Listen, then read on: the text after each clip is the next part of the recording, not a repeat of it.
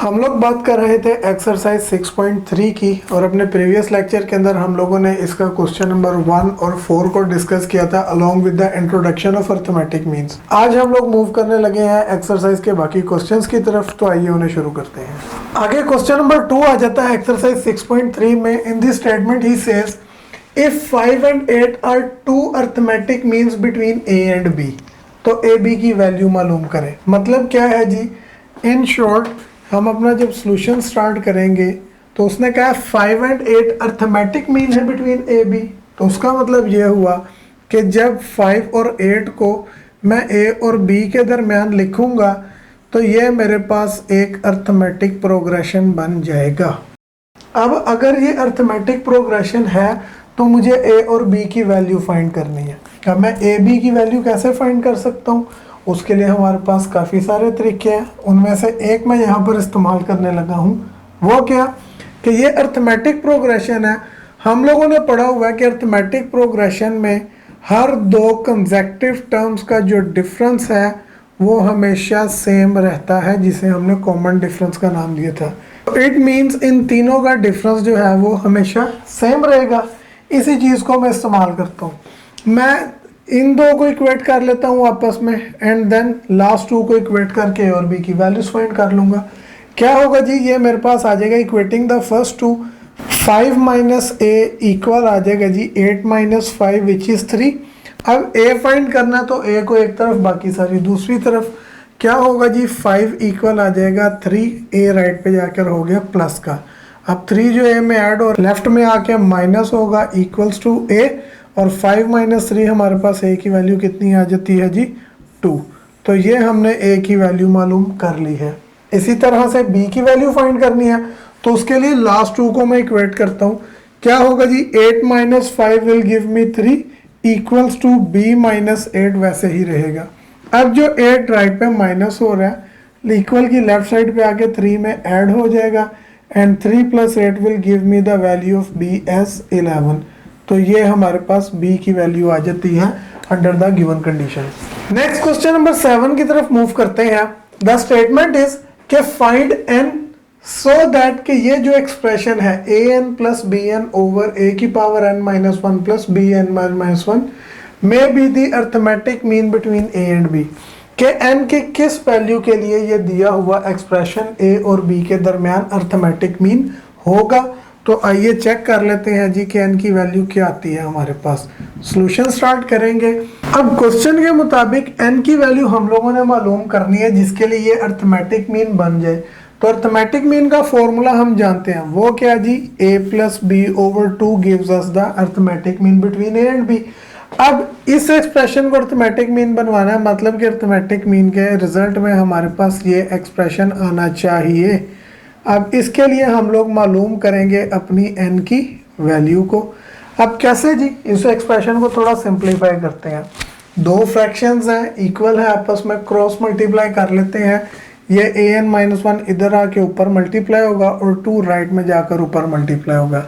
Left side में हमारे पास आ जाएगा जी a प्लस बी, जो कि मल्टीप्लाई हो रहा होगा an माइनस 1 प्लस बी की पावर n माइनस 1 से इक्वल। जब 2 इधर आके मल्टीप्लाई होगा तो ये आ जाएगा 2an plus 2b are 2bn हो जाएगा हमारे पास। लेफ्ट साइड पे दोनों ब्रैकेट्स मल्टीप्लाई हो रही हैं तो पहले a इन दोनों से मल्टीप्लाई होगा। जब मैं a को a की पावर n माइनस 1 से मल्टीप्लाई करूंगा, सेम बेसिस मल्टीप्लाई हो तो हम जानते हैं पावर z होती है। यहाँ पे a की पावर में कुछ नहीं है, सो इट मीन्स कि यहाँ पे हमारे पास 1 मौजूद है। अब ऐड करें 1 में n प्लस n माइनस 1 को, तो प्लस 1 माइनस 1 से कैंसिल, मेरे पास आ जाएगा an। इसी तरह जब a को b की पावर n माइनस 1 से करूँगा तो प्लस का a b की पावर n माइनस 1 आ जाएगा। अब b को इन दोनों एक्सप्रेशन से मल्टीप्लाई करें तो b को जब an माइनस 1 से करेंगे प्लस का b a की पावर n माइनस 1। जब b को b से करेंगे again same basis multiply, power z होंगी, तो ये मेरे पास रिजल्ट करेगा b की पावर n में, क्योंकि प्लस 1 माइनस 1 कैंसिल हो जाएंगे। और राइट साइड पे हमारे पास क्या था जी, 2an plus 2bn that will remain same. Next a n वाली टर्म्स को एक तरफ कर लेते हैं और बी एन वालों को एक तरफ। क्या होगा जी, यहाँ पे मेरे पास ए बी की पावर n माइनस वन रहेगी वैसे ही, प्लस का b n as it is, और राइट साइड पे जो मेरे पास प्लस का 2bn है वो लेफ्ट पर आके माइनस का 2bn हो जाएगा, equals to 2an। Left side के ऊपर जो प्लस का an है वो राइट पर जाके माइनस का an हो जाएगा, प्लस का b n minus one right पे जाके माइनस का बी ए की पावर n माइनस वन हो जाएगा। अब सेम टर्म्स हैं, सिंप्लीफाई करें, ये ए बी की पावर n माइनस वन वैसे ही b n minus two b n, तो हमारे पास माइनस का वन बी एन बच जाएगा। राइट साइड पे दो ए एन में से एक ए एन निकाले तो एक ए एन हमारे पास बच जाएगा, और माइनस का b a n minus one will remain same. अब लेफ्ट साइड पे आपके पास इन दो एक्सप्रेशंस में से कॉमन आएगा। कौन कॉमन आता है? हमेशा छोटी पावर। फर्स्ट में b की पावर n माइनस वन है, जबकि सेकंड वाले में b की पावर n, तो ऑब्वियसली वन एक लेस छोटी पावर होगी। तो टेकिंग b की power n minus one common from left side, यहाँ से बचेगा a माइनस। अब जब आपने एक कम करके कॉमन लिया तो इट मीन्स एक b हमारे पास इसकी जगह पर बच जाएगा। इसी तरह से राइट साइड पे देखें ए एन और ए एन माइनस वन, हमेशा छोटी पावर कॉमन आती है। छोटी पावर है ए एन माइनस वन, जब आप उसे कॉमन लेंगे तो n में से एक कम हमने कॉमन लिया, इट मीन्स एक a की पावर यहाँ पर बच जाएगी, माइनस इसमें से a की power n minus one common लेने पे हमारे पास b ही बचेगा। अब लेफ्ट और राइट दोनों साइड पे सेम एक्सप्रेशन आ रहा है, a माइनस बी एक दूसरे से कैंसिल हो जाएगा, और क्या बचेगा हमारे पास? we will have b की power n minus one equals to a की पावर n माइनस वन। अब इसे कैसे सॉल्व किया जाएगा? दोनों को एक साइड पे मूव करवा लेते हैं। क्या होगा जी, b की पावर n माइनस वन, और जो a है राइट साइड पे वो लेफ्ट पर आके जब आप डिवाइड करवाएंगे तो इट मीन्स उसके मल्टीप्लाई में वहां पर वन मौजूद रहेगा। अब a और b दोनों की पावर सेम है, मैं पावर को एज अ होल लिख लेता हूँ। कैसे लिखूंगा जी?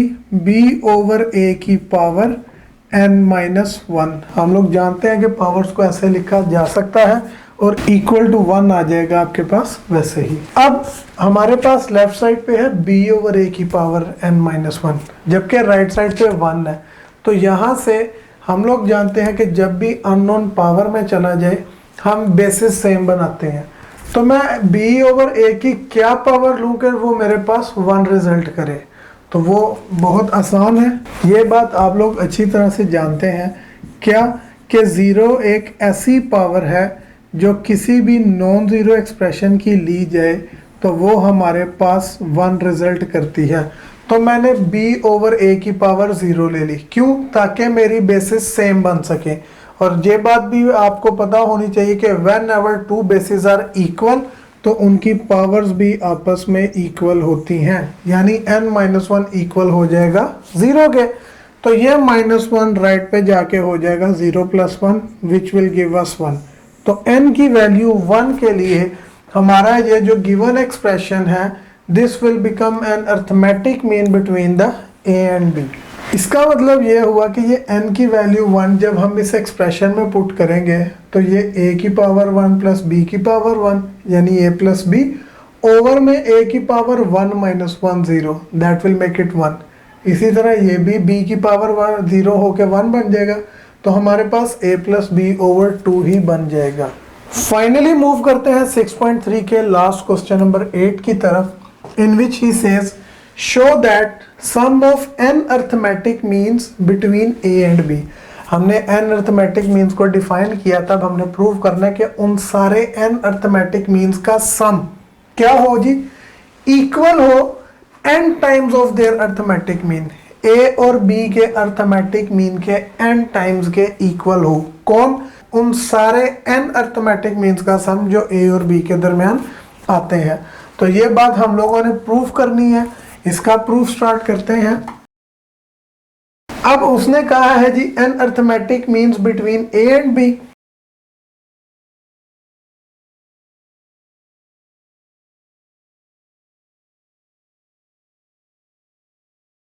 मैंने गिवन स्टेटमेंट के मुताबिक फर्ज कर लिया कि A1, A2, A3 up to AN be the n arithmetic means between A and B। अगर ये इसके दरमियान n अर्थमेटिक मीन्स हैं, इसका क्या मतलब हुआ? इसका मतलब कि A, A1, A2, A3 up to AN और लास्ट में B जो है ये हमारे पास एक अर्थमेटिक प्रोग्रेशन बनाते हैं। अगर ये अर्थमेटिक प्रोग्रेशन बनाते हैं तो जो मेरा पहला अर्थमेटिक मीन है वो कैसे निकलेगा? फर्स्ट टर्म के अंदर कॉमन डिफरेंस को ऐड करके। इसी तरह जो मेरा सेकंड अर्थमेटिक मीन होगा वो कैसे निकलेगा? इस सेकंड टर्म के अंदर कॉमन डिफरेंस ऐड करूं तो d के अंदर d ऐड होकर 2d बन जाएगा। जो थर्ड अर्थमेटिक मीन आएगा वो क्या बनेगा आपके पास? इस सेकंड टर्म में एक और कॉमन डिफरेंस ऐड करें तो 2d प्लस d आपके पास क्या बन जाएगा? a plus 3d। इसी तरीके से चलते हुए मेरे पास nth अर्थमेटिक मीन की जो वैल्यू आएगी that will be a plus nd। अब इन सारे अर्थमेटिक मीन्स के सम की तरफ चलते हैं, यानी मैं a1, इसमें a2, a3 और अप टू जितने अर्थमेटिक मीन सपोज किए थे an तक उन सारों को ऐड करता हूँ। जब मैं ऐड करूँगा तो क्या होगा? इन सारों के अंदर a हमारे पास सेम ऐड हो रहा है, तो इसका मतलब n a को मैं जमा करूंगा तो वो n टाइम्स ऑफ a आ जाएगा हमारे पास। इसी तरह से जो d plus 2d plus 3d plus 4d 5d 6d up to nd उन सारों के अंदर मेरे पास d कॉमन आ रहा है, तो अंदर क्या बचेगा? अंदर बच जाएगा 1 प्लस 2 प्लस 3 प्लस कहाँ तक जी? n तक हम लोग इन सारों को ऐड करेंगे। अब नेक्स्ट आपके पास क्या होगा? ये NA आ जाएगा जी हमारे पास as it is plus n natural numbers का सम। अब इन n नेचुरल नंबर्स का सम हमारे पास आता है n into n plus 1 over 2 और d आपके पास आ जाएगा एज इट इज। अब इस एक्सप्रेशन को सिंप्लीफाई करने के लिए मेरे पास इस कॉमन डिफरेंस d की वैल्यू का होना ज़रूरी है। d की वैल्यू मैं कैसे कैलकुलेट करूंगा? इस d की वैल्यू को मैं अपने अर्थमेटिक सीक्वेंस की मदद से मालूम करूंगा। वो कैसे? मेरा ये जो अर्थमेटिक प्रोग्रेशन है इस क्वेश्चन की कंडीशंस के मुताबिक, इसमें a मेरी फर्स्ट टर्म है, a1 जो फर्स्ट अर्थमेटिक मीन है, this is the second term, third, fourth. तो इसी तरह an के बाद जो b है मेरे पास वो एक्चुअली में मेरी an प्लस 2th पोजीशन पर मौजूद है, और n प्लस 2th पोजीशन के लिए जो हमारा अर्थमेटिक प्रोग्रेशन का फॉर्मूला बनेगा वो क्या होगा जी? a प्लस इससे एक कम कोएफिशिएंट d का, तो n प्लस 2 से एक कम करें वो आपके पास होगा जी n plus 1 times of d। ये मेरे पास b की वैल्यू आ जाती है। यहाँ से मैं d मालूम कर लूँगा। वो कैसे? ये a जो इक्वल की राइट पे ऐड हो रहा है लेफ्ट पर आकर माइनस, तो I will have b minus a equals to n plus 1 times d। अब n प्लस 1 d से मल्टीप्लाई हो रहा है, लेफ्ट पर आकर डिवाइड हो जाएगा। I will have b minus a over n plus 1 as the value of d। अब ये जो मैंने d की वैल्यू निकाली है इसको मैं अपने इस एक्सप्रेशन में पुट कर दूंगा जिसे मैं 1 का नाम दे रहा हूँ। तो वैल्यू पुट करते हैं d की इन 1।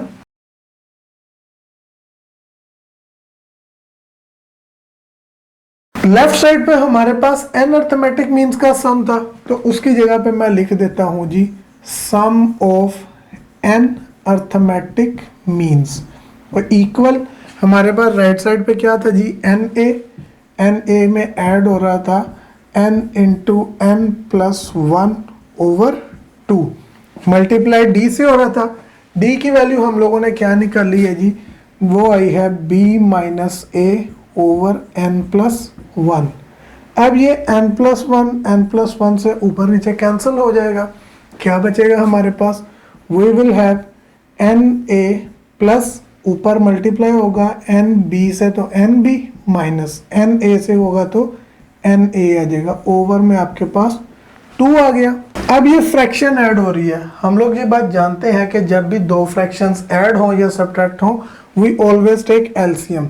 इसके नीचे कुछ नहीं, so that mean there is 1, और 1 और 2 का हमारे पास एलसीएम आता है 2। 2na से मल्टीप्लाई होगा, वी विल हैव 2na और ये एलसीएम डिनोमिनेटर सेम होने की वजह से हमारा n b minus n a as it is आ जाएगा। अब ये 2na माइनस एन ए, 2na में से एक na आप माइनस करें तो आपके पास एक na बच जाएगा और प्लस का n b will be as it is over 2। Numerator में हमारे पास n कॉमन आ रहा है, टेक दैट n कॉमन। क्या हो जाएगा जी, n कॉमन लेने पे हमारे पास आ जाएगा a प्लस बी ओवर 2। और ये a प्लस बी ओवर 2 ये किस चीज़ का फॉर्मूला था? जी हाँ, ये हमारे पास a और b के दरमियान अर्थमेटिक मीन का फॉर्मूला था। इसका मतलब ये हुआ कि हम लोगों ने जो sum of n arithmetic means calculate कर रहे थे वो हमारे पास आ गया है n times of arithmetic mean between किनके जी, a एंड b। और यही बात हम लोगों ने प्रूव करनी थी कि आपके पास n अर्थमेटिक मीन्स का सम जो है वो बराबर आ जाए किसके, n times of the arithmetic mean of a and b। देर से मुराद यहाँ पे a b है, तो a b के अर्थमेटिक मीन का n टाइम्स इक्वल आ गया sum of the n arithmetic means between a and b।